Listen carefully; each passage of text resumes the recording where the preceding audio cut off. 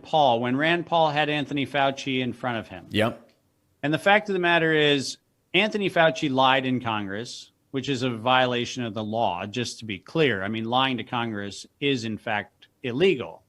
When he lied about the gain-of-function research at the University of North Carolina, Chapel Hill, Rand Paul has in his own public records, because I know, because I've actually published these public records and delivered them to Rand Paul's office, I know that he had the ability to deliver the knockout blow, because the knockout blow was, Dr. Fauci, you just said you didn't fund gain-of-function research, so why is it that the University of North Carolina, Chapel Hill received a letter from NIH saying that there was a moratorium on the gain-of-function research that you just said you weren't funding?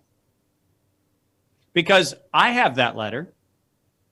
I have the letter UNC Chapel Hill got, and I know that it came from NIH and NIAID. So how is it possible, Dr. Fauci, that you can actually tell me that you weren't funding gain-of-function research when your own letterhead says that you were? And why was it that Rand Paul did not deliver that knockout blow when he had Anthony Fauci witness in front of him capable of delivering that blow? My problem is that even the people who are allegedly pushing the needle are not delivering the punch. Let's get to the motivations of somebody like Rand Paul. Yeah. Can you speculate? Why didn't he?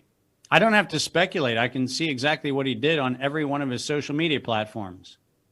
He turned it into a soundbite for a fundraising campaign for his reelection.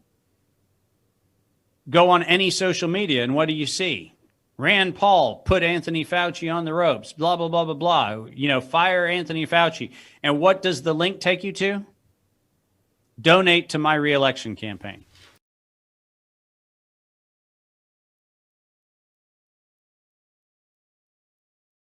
That's what they're doing. They're just raising money. That's exactly what it is. And Rand Paul has not yet.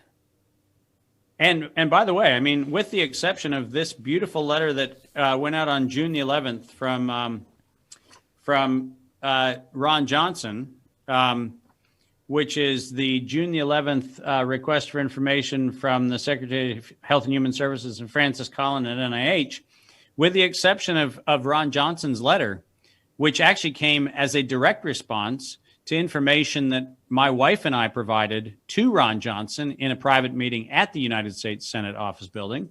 You know, an enormous amount of information that is in that letter has actually been requested for public disclosure. And this is coming from the Senate Committee on Homeland Security and Government Affairs. That's not a slouch committee. Homeland Security is kind of an important place, I would say. And while they ask for information regarding communication and regarding funding and regarding a number of other things, what they do is stop short, again, of actually getting to the crime. Because the crime includes information about the actual collusion that took place between Moderna, Pfizer, NIAID, CDC, and NIH. And, you know, and obviously they're henchmen like UNC Chapel Hill. Yep. The crime is being committed right out in the wide open. Yep. All of the law enforcement agencies that could do something about it are compromised and have been ordered not to do something about it. Yep. The judiciary is acting with this in the same way that they acted with massive, obvious election fraud in 2020. They're just refusing to hear it altogether. The elected representatives who you say are supposed to be, or who we think, or who they say are supposed to be out here acting on behalf of their constituents, are in fact just out here grifting and raising money. They know exactly what's going on, but refuse to say something. The media, we know about them. They're compromised and owned by these globalists, leaving only we, the people, to do anything about this. Well, and the only person who I will provide just air cover enough, because I actually have appreciated my interactions with him, is Ron Johnson. I think Ron has tried to understand the issues. That he has done enough, I am never going to suggest, but that he has at least tried to inform himself. I'm going to go out and say, of all the people I've interacted with, he is probably the furthest down the road of actually standing with the people.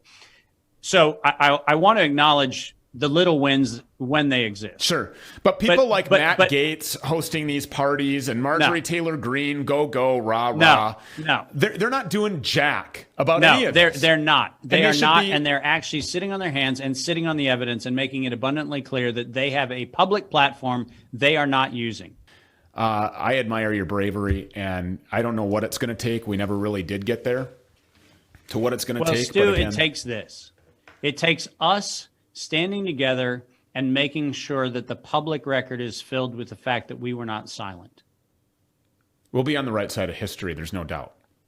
And, you know, holding these people's feet to the fire. I'm so tired of these 3-minute media quick hit soundbite propaganda delivery segments that are happening with these people that I mentioned. Jim Jordan, Marjorie Taylor Greene. Oh, yeah, they're such fighters. No, they're not. No, they're not. They're actively participating in a cover-up that is going to kill millions, hundreds of millions, potentially billions of people on this planet. They're actively participating in the cover-up. They are equally as complicit. And if and when anybody is ever held responsible for any of this criminally, they should be included. Dr. David Martin, where can people find you online? DavidMartin.world, and as always, on all the social media platforms for a reason that we'll talk about on a different show. And are you making a commitment to come back for that next show? We'll have a great conversation about this. There's going to be that wonderful victory lap that we're going to do, Stu, because we are on the right side of history. I agree 100%. God bless you, Dr. David Martin. Thank you so much for being here.